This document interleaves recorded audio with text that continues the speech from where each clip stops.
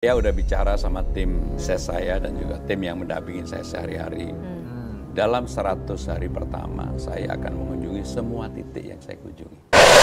Assalamualaikum guys, jumpa lagi di channel Jurnal Terupdate. Oke guys, jadi ini sungguh sangat mengejutkan. Kali ini Pramono Anung membocorkan apa saja target 100 hari kerja setelah nanti dilantik menjadi Gubernur Jakarta. Jadi tak perlu berlama-lama, langsung saja kita simak bersama-sama apa saja gebrakan-gebrakan dari Mas Pramono Anung. Bismillah. Saya udah bicara sama tim ses saya dan juga tim yang mendampingi saya sehari-hari. Dalam 100 hari pertama, saya akan mengunjungi semua titik yang saya kunjungi. Oh iya?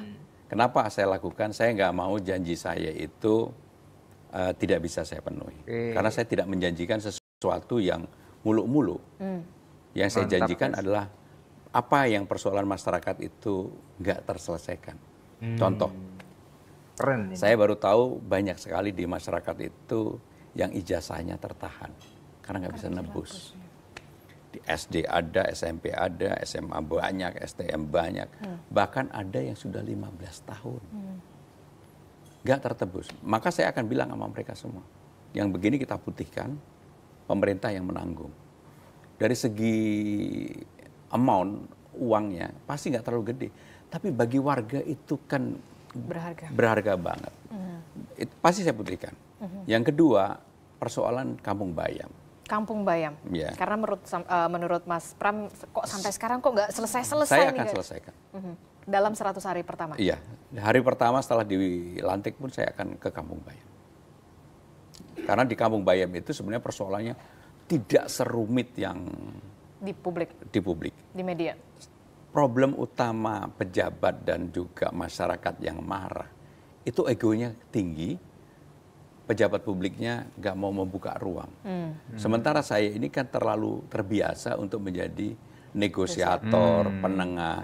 Bahkan Solutif ketika nih, guys. tahun 2014, parlemen dulu waktu itu terbelah kan.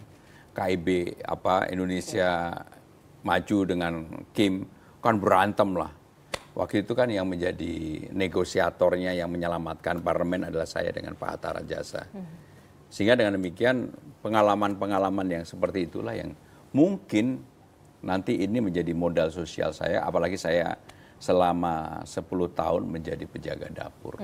Presiden. Anda siap untuk diawasi dan juga dikritik? Harus diawasi dan harus dikritik. Dan saya tidak anti untuk itu karena saya dulunya juga aktivis, karena kan saya ketua Dewan Mahasiswa ITB. Kampung Bayam, Kampung Akuarium, Tanah Merah. Tanah Merah, itu bakal terselesaikan? Pokoknya persoalan-persoalan yang ada real di masyarakat saya akan ini. Oke, nah ini saya juga punya games nih Mas Pram ya kan, ya hampir-hampir sama lah sama debat, cuma ini ala kadarnya ya Mas Pram, ala kadarnya. Ini ada dari sekian banyak persoalan, tadinya sebenarnya banyak nih Mas, cuma nggak ketampung nih Mas. Nah Mas pilih deh yang mana Mas kira-kira.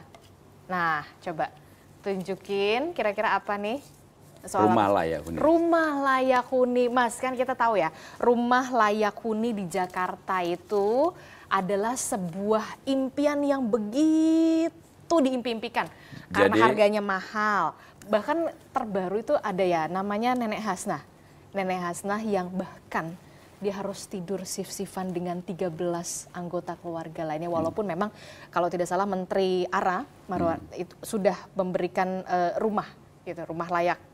Nah, tapi masih banyak nasib-nasib lain, warga-warga lain Jakarta yang seperti Nenek Hasnah ini. Jadi kamu kalau mau melihat potret tentang rumah huni Jakarta, mudah-mudahan kamu sudah menonton film Home Sweet Loan.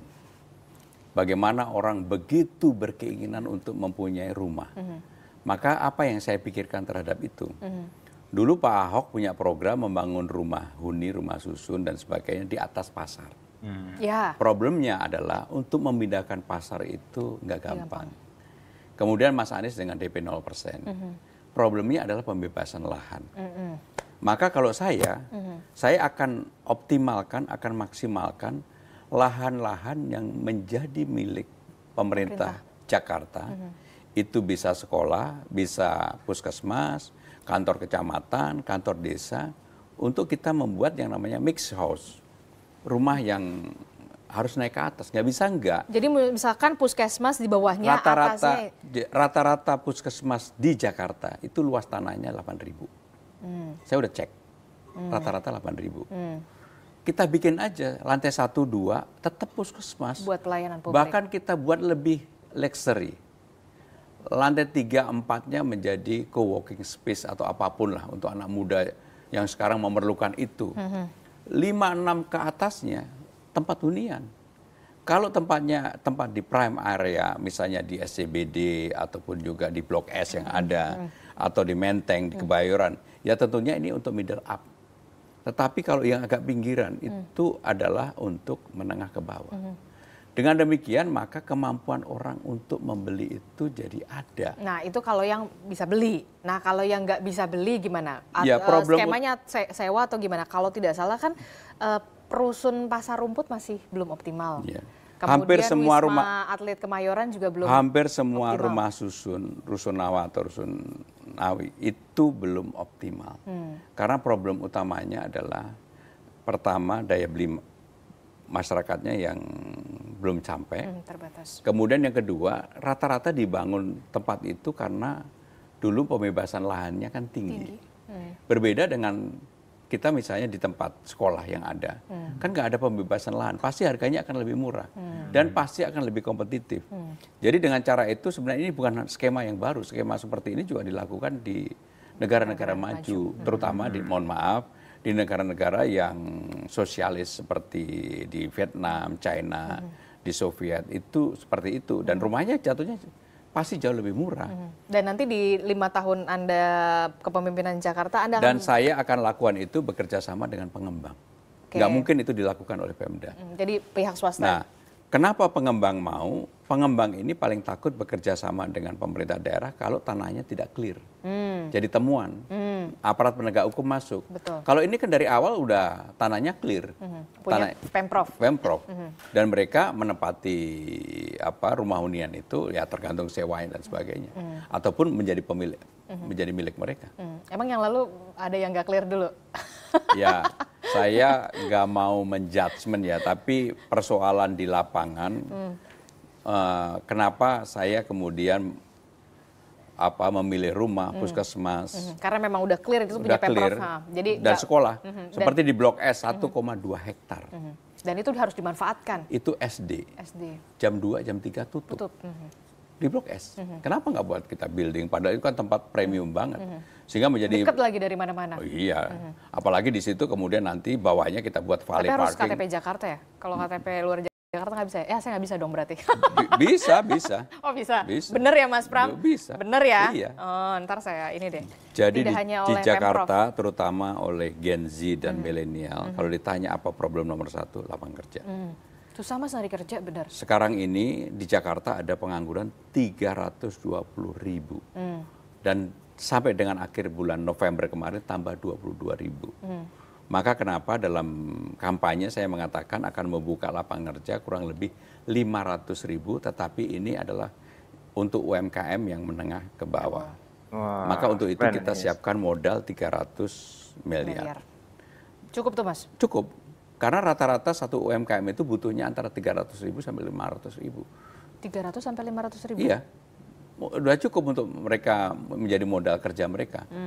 Tetapi jangan kamu bayangkan misalnya seperti orang kerja di kantoran. Enggak, ini adalah untuk membuka ruang orang. Termasuk nanti yang kita pekerjakan mereka di taman-taman tadi. Di taman, di mana aja lah ya.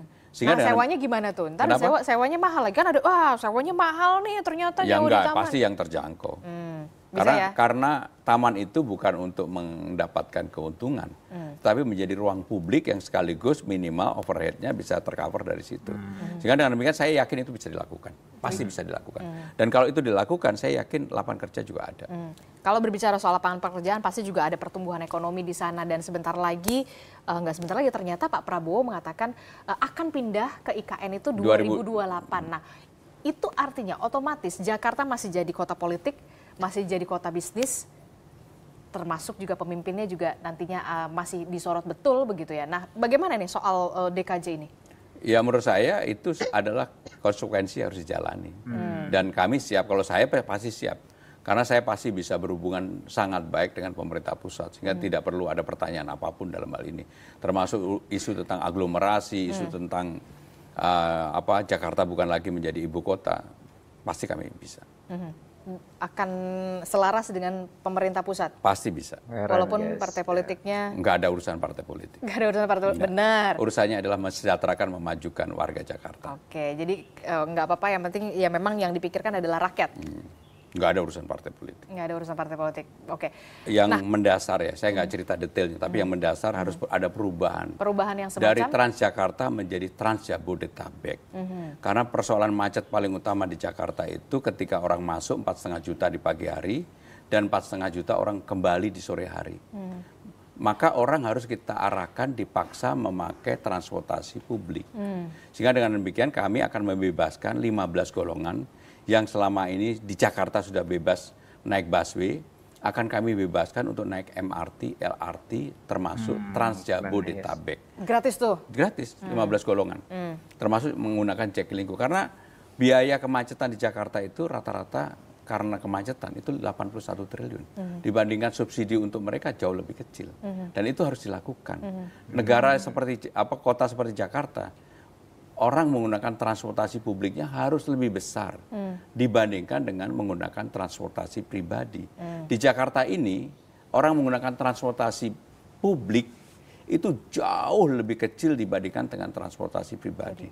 Transportasi pribadi sekarang ini hampir 76-77%. Yang publiknya hanya 22-23%. Masih punya PR. Jadi berat. itulah yang harus dirubah. Dan itu bukan pekerjaan gampang. Karena dampaknya lagi-lagi ke polusi udara, Mas. Polusi udara, dampaknya itu beraneka ragam. Oke guys, jadi ini baru mantap sosok pemimpin visioner yang penuh terobosan cemerlang, berintegritas, dekat dengan warga, sangat menarik dan sangat memberi harapan bagi warga Jakarta khususnya. Jadi kemenangan Mas Pram dan Bang Dul adalah kemenangan warga Jakarta, dan saya ucapkan selamat bertugas kepada Mas Pram, semoga amanah. Namun yang perlu diperhatikan sama Mas Pram, segera merangkul rakyat DKI yang hampir 50% yang mungkin tidak ikut pilkada. Segera meyakinkan bahwa Mas Pram adalah gubernur seluruh rakyat DKI. Harus sering turun ke kampung-kampung dan sering melakukan dialog dengan rakyat Jakarta. Tentu akan bisa merangkul 50% dari warga DKI yang kemarin tidak mengikuti pilkada. Jadi mungkin itu yang bisa saya jelaskan untuk video kali ini. Bagaimana menurut kalian soal video ini? Tulis komentarnya di bawah ini ya guys. Saya simpan dulu. Assalamualaikum warahmatullahi wabarakatuh.